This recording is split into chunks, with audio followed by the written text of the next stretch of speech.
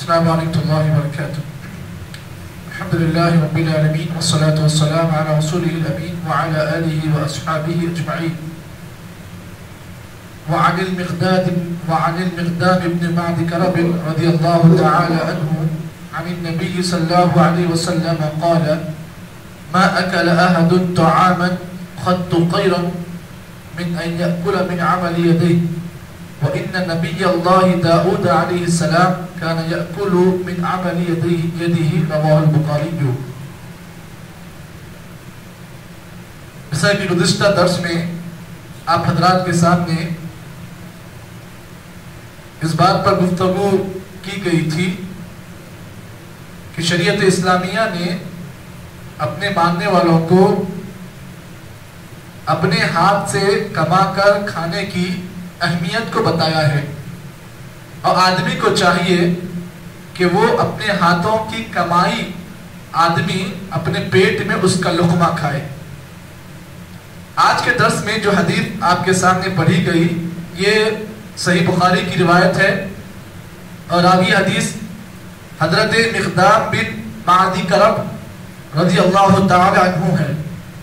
فرماتے ہیں اللہ کے نبی صلی اللہ علیہ وسلم کا ارشاد گرامی ہے. آپ نے فرمایا ما اکل احد طعاما قط خیرا, دنیا کا کوئی بھی آدمی اس کا بہترین کھانا, اس کی بہترین روزی وہ یہ ہے خیرا من ان یأکل من عمل یدہ, سب سے بہترین روزی آدمی کی وہ ہے کہ آدمی اپنے ہاتھوں سے محنت کرے, یہ اس کی بہترین روزی ہے.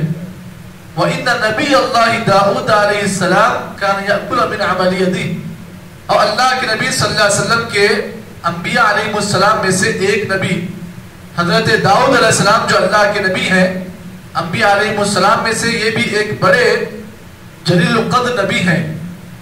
حضرت داؤد کے بارے میں اللہ کے نبی نے فرمایا وَإِنَّ نَبِيَّ اللَّهِ دَاؤُدَ, اللہ کے نبی داؤد اپنے ہاتھوں سے کما کر کھایا کرتے تھے.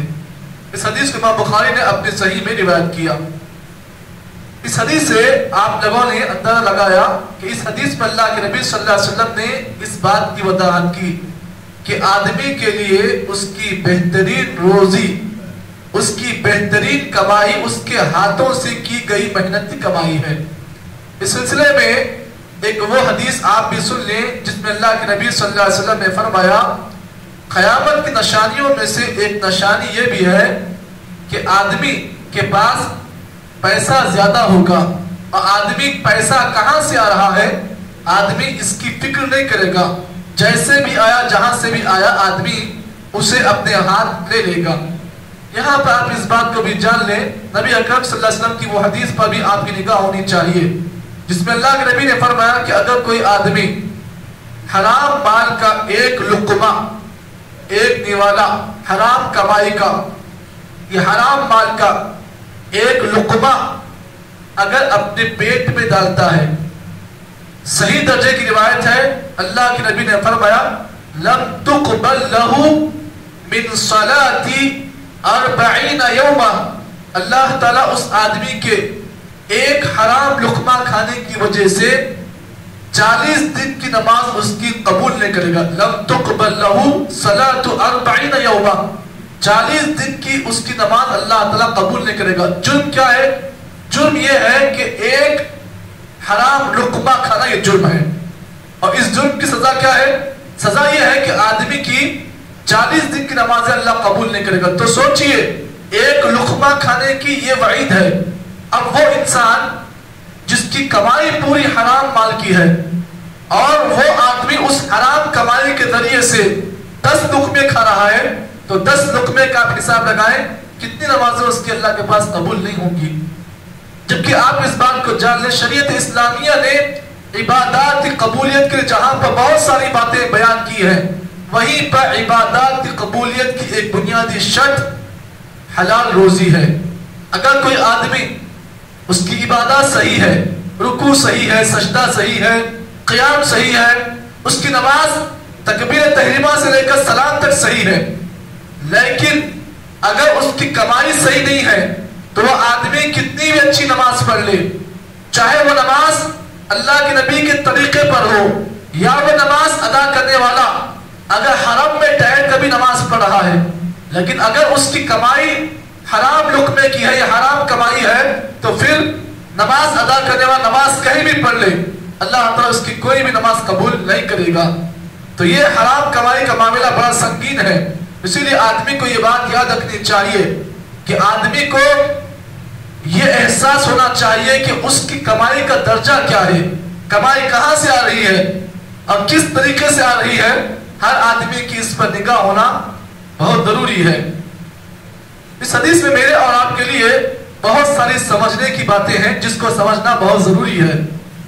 سب سے پہلی بات اس حدیث میں جو بتائی گئی وہ یہ ہے، حث للمسلم علی العمل۔ ایک مسلمان کو چاہیے کہ جب وہ اپنے آپ کو مسلمان کہہ رہا ہے، کلمہ توحید کا اقرار کر رہا ہے، تو مسلمان ہونے کے ناطے اس کے لیے ضروری یہ ہے کہ وہ اپنے ہاتھوں سے کمائی کمائے، محنت کرے۔ یہی مسلمان کا مطلب ہے۔ مسلمان کا مطلب یہ نہیں کہ آپ کلمہ توحید پڑھ لیے، اشہد ان لا الہ الا اللہ پڑھ لیا، کمانے کچھ بھی نہیں، محنت کچھ بھی نہیں کرے، خالی گھر میں بیٹھ کر جو ہے خالی ٹائم پاس کرے، ایسا نہیں۔ مسلمان کی نشانی یہ ہے کہ مسلمان صبح سویرے اپنے گھر سے نکلتا ہے اور شام میں کما کر واپس آتا ہے، یہ مسلمان کی علامت ہے۔ وَأَن يَكُونَ رِزْقُهُ مِنْ كَسْبِ يَدِهِ۔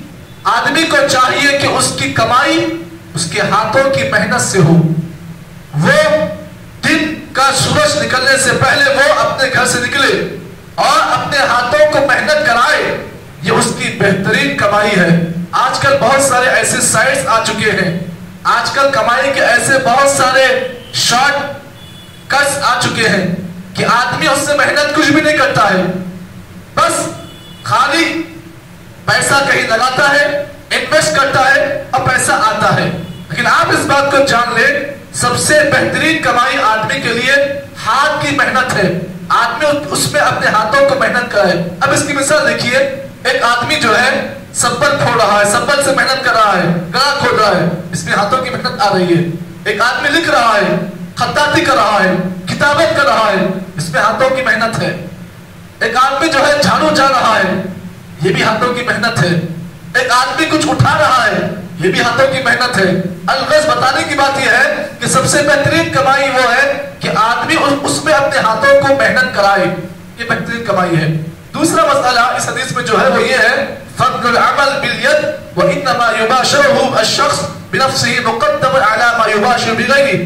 اس حدیث میں اس بات کی فضیلت ہے کہ آدمی کو کام کرنا چاہیے، آدمی کامدار ہونا چاہیے، اور دنیا میں اسی آدمی کی قدر ہوتی ہے جو کامدار ہوتا ہے۔ جس کے پاس کام ہوتا ہے وہی آدمی کی قدر ہوتی ہے، اور جس کے پاس کام نہیں ہوتا ہے دنیا کے اندر اس کی کوئی قدر نہیں ہوتی ہے۔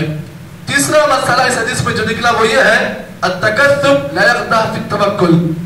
کمائی کے اندر توکل ضروری ہے۔ آپ کما رہے ہیں، محنت کر رہے ہیں، لیکن آپ کا توکل اللہ پر بھی ہونا چاہیے۔ آپ یہ نہ سوچیں کہ میرا کام جو ہے مجھے تنخواہ دے گا، نہیں۔ آپ جہاں پر محنت کر رہے ہیں، کمائی کر رہے ہیں، کمائی کے ساتھ ساتھ آپ کے اندر اللہ کے اوپر توکل ہونا چاہیے، بھروسہ ہونا چاہیے۔ میں گڑھا کھود رہا ہوں، لیکن اس گڑھے کے کھودنے میں مجھے جو مزدوری ملنی ہے وہ اللہ تعالیٰ کے بھروسے پر ملنی ہے، یہ آدمی کا توقع ہونا چاہیے۔ چوتھی چیز اس حدیث میں، چوتھا مسئلہ یہ بیان کیا گیا ہے کہ آدمی کو چاہیے الاحتراف للعمل لا یشغل عن الدعوہ۔ آدمی کو چاہیے کہ عمل کے اندر، کام کرنے میں آدمی کو دعوت کا کام بھی کرنا چاہیے۔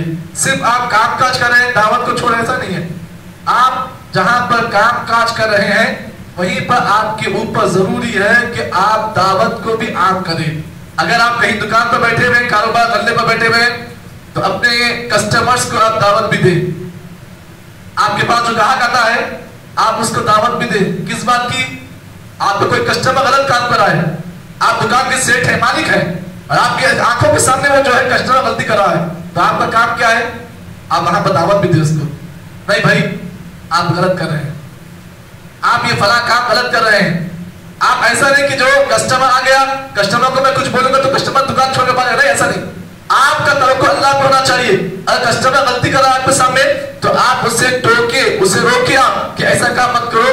یہ چار اہم مسائل اس حدیث سے مجھے اور آپ کو ملے ہیں۔ اللہ تعالیٰ کرے کہ اللہ تعالیٰ مجھے اور آپ کو جو باتیں اس حدیث کی روشنی بتائی گئی ہیں، اللہ تعالیٰ صحیح معنی میں ہم تمام کو عمل توفیق عطا فرمائے. سبحان اللہ بحمدہ، سبحانک اللہم وبحمدک، نشہد ان لا الہ الا انت، نستغفرک ونتوب الیک.